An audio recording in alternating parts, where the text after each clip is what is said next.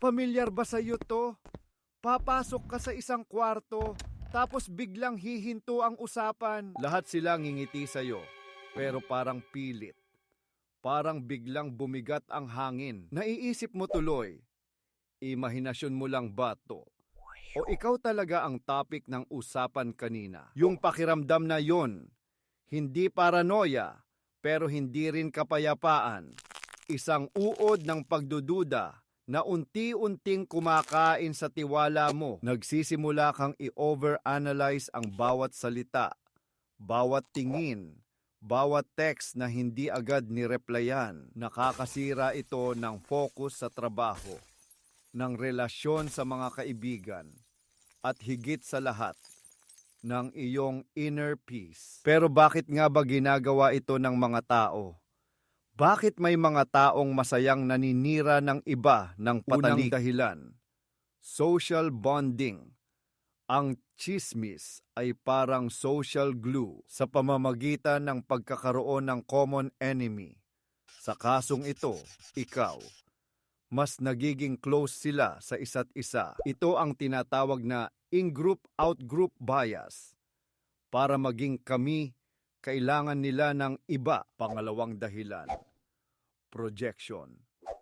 Minsan, ang mga bagay na ayaw nila sa sarili nila ay ipinapasa nila sa iyo. Ang insecurity nila, ang pagkukulang nila, mas madaling makita sa iba kaysa harapin sa sarili. Kaya sinisiraan kanila para gumaan ang pakiramdam nila sa kanilang mga sarili. Pangatlo, inggit. Ito ang pinaka-classic sa lahat. Mas madaling sirain ang tagumpay ng iba kaysa magsumikap para sa sarili mong tagumpay. At pang-apat, boredom. Oo, kasing simple niyan. Bored sila. Para sa kanila, ang buhay mo at ang mga drama nito ay parang Netflix series na nagbibigay kulay sa kanilang boring na mundo. Ngayon, paano mo malalaman kung nangyayari nga ito? Narito ang ilang konkretong senyales. Senyales buwano. Biglang nagiging sobrang bait. Yung mga papuri na parang may kasamang insulto. Wow! Ang tapang mo namang suotin yan. Ito ay passive aggression. Isang paraan para iparamdam sa'yo na may mali. Senyales number 2. Hindi tugma ang body language sa salita. Nakangiti nga, pero hindi naman tumitingin sa mata mo. Sinasabi niyang okay lang, pero nakakrus ang mga braso. Ang katawan ay hindi marunong magsinungaling.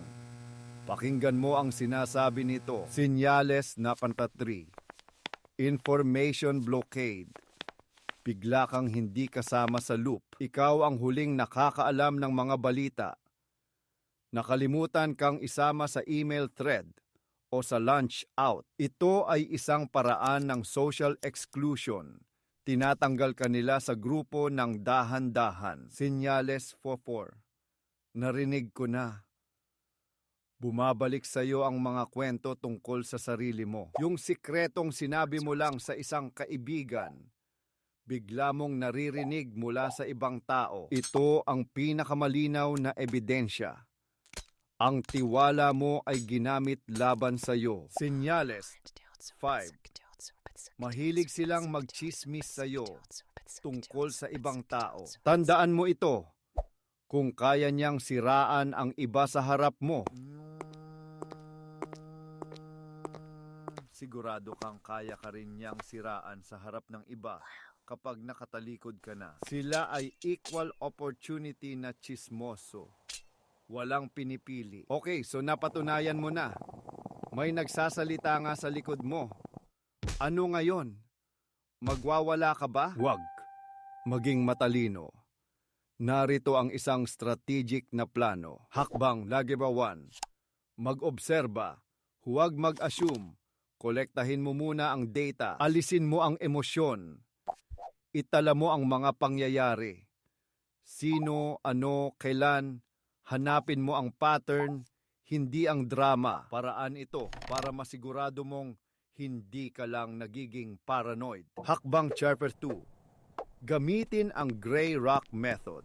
maging boring ka. Huwag mo silang bigyan ng material para sa chismis. Sa mga personal na tanong, magbigay ng maikli at walang emosyong sagot. Kung wala silang makuhang reaksyon o kwento sa'yo, lilipat sila sa ibang biktima. Hakbang 3. Ang information-based test. Magbahagi ka ng isang maliit, hindi mahalaga at medyo peke na impormasyon sa taong pinaghihinalaan mo. Halimbawa, plano kong mag-alaga ng hamster. Kung ang balitang ito ay kumalat at bumalik sa'yo, may kumpirmasyon ka na. Hakbang 4. Palakasin ang iyong tunay na support system. I-invest mo ang iyong oras at energy sa mga taong tunay na nagmamalasakit sa iyo. Kapag matibay ang pundasyon mo, ang sinasabi ng mga tsismoso ay parang hangin na lang. Hakbang 5. Ang direktang komprontasyon. Para lang ito sa matatapang, pero hindi ito dapat akusasyon. Huwag mong sabihing, bakit mo ako sinisiraan? Mas epektibo kung sasabihin mo, pakiramdam ko, medyo may distance tayo lately. Okay lang ba tayo? Binabalik nito ang focus sa relasyon, hindi sa away. Pinipilit mo silang maging tapat nang hindi sila direktang sinusukol. At hakbang 6, tanggapin at bitawan. Hindi mo kontrolado ang bibig ng ibang tao, pero kontrolado mo kung sino ang papapasukin mo sa buhay mo. Minsan, ang pinakamagandang gawin ay tanggalin sila sa isip mo at magpatuloy sa buhay. Sa huli, ang pinakamahalagang aral dito ay hindi kung paano mahuli ang isang tsismoso, kundi kung paano bumuo ng isang buhay kung saan ang opinyon ng mga ganitong tao ay wala ng halaga. Ang iyong energy ay isang limitadong yaman. Huwag mo itong sayangin sa mga taong hindi karapat-dapat maging parte ng kwento mo. Ituon mo ang pansin sa iyong paglago, sa iyong mga pangarap, at sa mga taong totoong sumusuporta sa iyo. Hayaan mong magsalita ang mga aso. Ang karaban ay magpapatuloy.